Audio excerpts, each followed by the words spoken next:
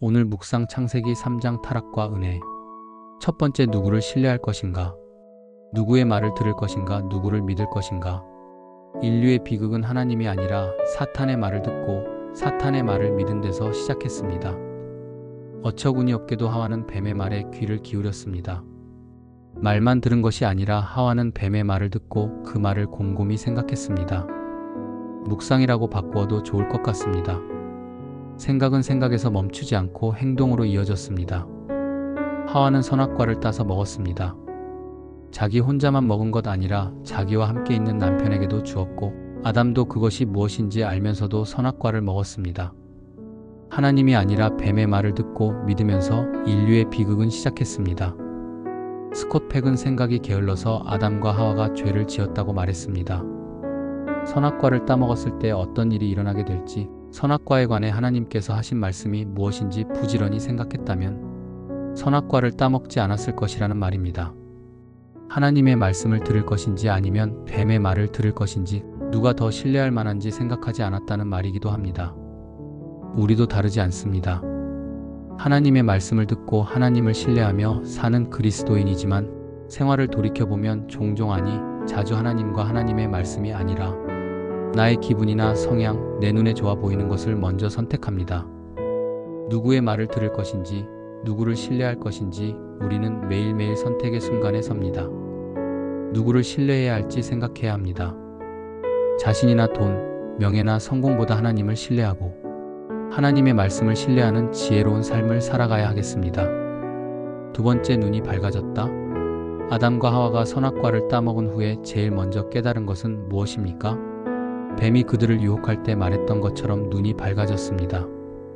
정말로 아담과 하와의 눈이 밝아졌습니까? 이전에는 보지 못했던 수치와 부끄러움, 허물과 부족함을 보았다는 면에서는 눈이 밝아졌다고 말할 수 있을 것 같습니다. 안타깝지만 그것은 눈이 밝아진 것이 아니라 시력을 잃어버린 것입니다. 보아야 할 것을 보지 못하게 되었고, 보지 말아야 할 것을 보게 된 것을 눈이 밝아졌다고 말하긴 어렵습니다. 실제로 그들은 시력을 잃어버렸습니다. 이전과는 전혀 다른 방식으로 보는 사람이 되고 말았습니다. 종종 자신을 보면서 시력을 상실한 사람이라고 느끼곤 합니다. 보아야 할 것은 보지 못하고 보지 말아야 할 것은 기막히게 찾아내기 때문입니다. 나의 허물과 단점은 너그럽게 포용하면서 타인의 단점과 허물은 영 눈에 거슬립니다. 때때로 자신을 바라보는 시선도 형편없습니다. 이런 식으로 돌아가는 세상에서 가시와 엉겅퀴가 돋아나는 것은 우연한 일이 아닐 것입니다.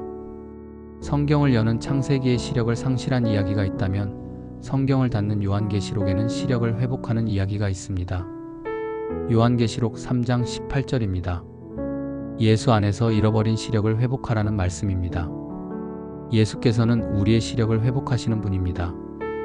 오직 그분의 말씀 안에서 올바른 시력을 회복할 것입니다. 세 번째, 죽음이란 은혜, 더 큰 은혜. 하나님은 에덴 동산에서 아담과 하와를 쫓아내셨습니다. 신라권입니다.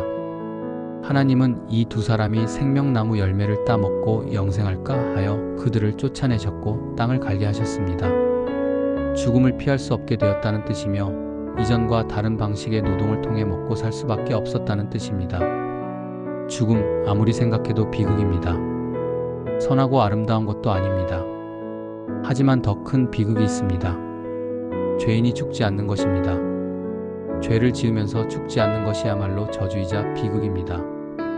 범죄한 인간에게 죽음은 저주이면서 은혜입니다. 영화 엑스맨에서 울버린은 죽지 않습니다. 어벤져스에서 캡틴 아메리카 역시 죽지 않지요. 이 두 사람의 소원은 죽음입니다. 영화 로건에서 울버린은 죽음을 택합니다. 어벤져스 엔드게임에서도 캡틴 아메리카는 죽음을 선택합니다. 죄인이 죽지 않고 사는 것이 얼마나 고통스러운 일인지 간접적으로 체험할 수 있는 장면입니다. 이렇게 보면 죽음은 적어도 죄인에겐 은혜입니다. 우리는 죄인입니다. 우리가 이 땅에서 삶을 마감하는 것은 고통스럽습니다. 사랑하는 사람을 떠나보내는 일은 산 채 심장을 도려내는 것과 같은 고통이자 아픔일 것입니다. 그럼에도 여전히 죽음은 선물일 수 있고 은혜일 수 있습니다. 범죄한 아담과 하와, 생명나무에 접근하지 못해 죽음을 맞이한 그들을 보면서 죽음도 은혜라는 진리를 발견합니다. 복음은 죽음에서 끝나지 않습니다. 십자가에서 우리 죄를 뒤집어 쓰신 채 돌아가신 예수께서 죽음을 이기시고 부활하셨기 때문입니다. 그 예수야말로 생명나무입니다. 예수를 먹고 마시는 사람은 예수와 함께 예수 안에서 죽음을 이긴 사람입니다. 그리스도인에게는 죽음도 은혜입니다. 그러나 그리스도인은 죽음을 뛰어넘는 생명의 주인이신 예수의 부활이라는 더 큰 은혜에 참여한 사람입니다. 창세기 3장 그 가슴 아픈 장에서 우리는 그 모든 아픔을 덮는 하나님의 아들 예수를 발견합니다. 오늘 기도. 첫째, 삶의 순간순간 하나님의 말씀에 귀 기울이고 하나님을 신뢰하여 하나님께 순종하게 하소서.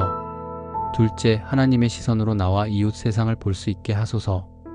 예수의 복음이란 언약으로 눈을 씻고 바른 시력을 회복하며 살아가게 하소서.